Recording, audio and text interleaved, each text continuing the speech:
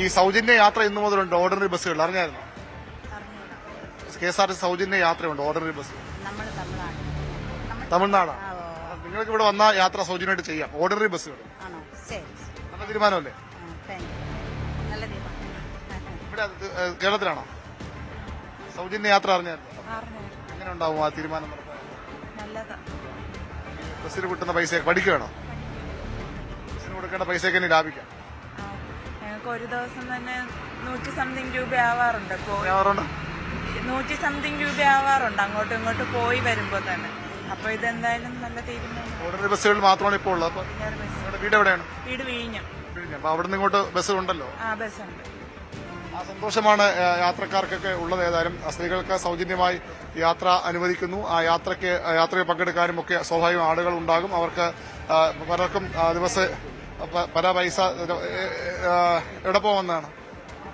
ഞാൻ ഇന്നത്തെ ഉദ്ഘാടന ചടങ്ങിന് വേണ്ടിയിട്ട് വന്നതാണ്. കോൺഗ്രസ് പ്രവർത്തകയാണോ?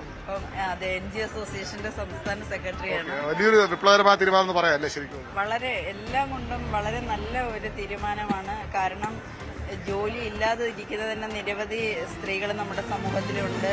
അവര് ദിനംപ്രതിയുള്ള വാഹനയാത്രയ്ക്ക് വേണ്ടിയിട്ട് വീട്ടുകാരെ ആശ്രയിക്കേണ്ട ഒരു അവസ്ഥ. അതുപോലെ തന്നെ വിദ്യാർത്ഥിനികളെ സംബന്ധിച്ച് എല്ലാം കൊണ്ടും ഈ UDF സർക്കാർ എടുത്ത തീരുമാനം വളരെ നല്ലൊരു തീരുമാനമാണ്. ഈ ഓർഡിനറി ബസ്സുകളിൽ മാത്രമേ ഇപ്പോൾ ഉള്ളൂ, അത് എല്ലാത്തിലും വരണ്ടേ? ഇത്രയും സാമ്പത്തിക സ്ഥിതി രൂക്ഷമായ കേരളത്തിന്റെ ഈ അവസ്ഥയിൽ സർക്കാർ ഈ തീരുമാനം എടുത്തത് തന്നെ വളരെ നല്ലൊരു കാര്യമാണ്. അത് പടിപടിയായിട്ട് 5 വർഷം കൊണ്ട് നടപ്പിലാക്കിയാൽ മതിയല്ലോ. ഇത് തന്നെ ഏറ്റവും സ്വാഗതാർഹമായ ഒരു തീരുമാനമാണ്.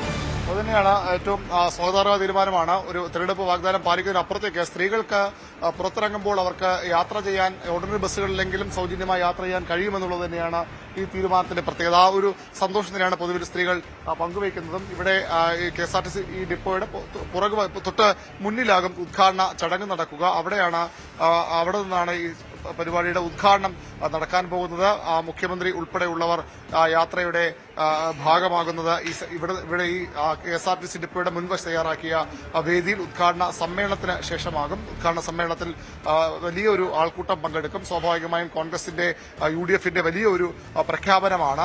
അധികാരത്തിലെത്തി ഒരു മാസമാകുന്നതിന് മുമ്പ് തന്നെ നടപ്പാക്കാൻ കഴിഞ്ഞുവെന്നത് ചെറിയ കാര്യമല്ല. പലപ്പോഴും തെരഞ്ഞെടുപ്പ് പ്രഖ്യാപനങ്ങൾ ജനരേഖകളായി മാറുന്ന പ്രഖ്യാപനങ്ങളും വാഗ്ദാനങ്ങളും ആ പേരിൽ മാത്രം ഒതുങ്ങുന്ന ഒരു നാട്ടിലാണ് ഇത്തരത്തിൽ കോൺഗ്രസ് സർക്കാർ അധികാരത്തിലെത്തുമ്പോൾ അവരുടെ ഏറ്റവും പ്രധാനപ്പെട്ട ഒരു പദ്ധതിയുടെ ഉദ്ഘാടനം അത് പറഞ്ഞ സമയത്ത് തന്നെ തുടക്കം കുറിക്കുന്നത്. പൂർണ്ണമായും അത് എല്ലാ ബസ്സുകളിലേക്കും ആയിട്ടില്ല എന്നുള്ളത് വസ്തു. എങ്കിൽ പോലും ഇത്രയെങ്കിലും ആയല്ലോ എന്ന ഒരു പൊതു വിലയിരുത്തൽ തന്നെയാണ്, സമീപനം തന്നെയാണ് ജനങ്ങൾക്കും സ്ത്രീകൾക്കുമൊക്കെ പൊതുവിലുള്ളത്. ഇപ്പോൾ നമ്മൾ ഇവിടെ ഈ ഉദ്ഘാടന ചടങ്ങ് നടക്കുന്ന സ്റ്റേജിന്റെ ഭാഗത്താണ് നമ്മൾ ഉള്ളത്. അവിടെ ഇപ്പോൾ തന്നെ നിരവധി ആളുകൾ വന്നിട്ടുണ്ട്. സ്റ്റേജ് നമുക്ക് ഇവിടെ നിന്ന് കാണാം. മുഖ്യമന്ത്രിയും മന്ത്രിമാരും ഒക്കെ ഉദ്ഘാടന ചടങ്ങിൽ പങ്കെടുക്കാൻ വരുന്ന സ്റ്റേജ് നമുക്ക് ഇവിടെ കാണാം. ഇവിടെയാകും ഉദ്ഘാടന ചടങ്ങുകൾ നടക്കുക. അതിനുശേഷം മുഖ്യമന്ത്രിയും മന്ത്രിമാരും സെക്രട്ടേറിയറ്റിലേക്ക് ദർബാർ ഹാൾ വരെ യാത്ര ചെയ്യും.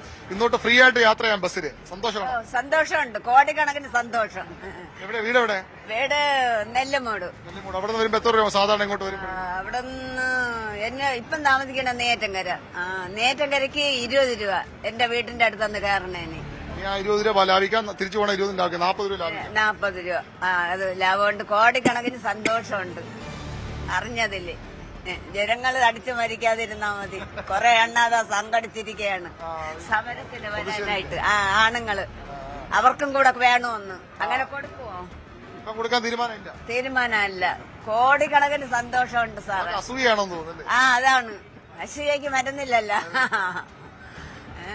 തൊഴിലുറപ്പ് ഇല്ലെന്നാണ് പറയണത്. അത് വേണം. ഞങ്ങളെ പോലെയുള്ളവർക്ക് അതാണ് നേട്ടം. എവിടെ നിന്ന് വരുന്നതാണ്?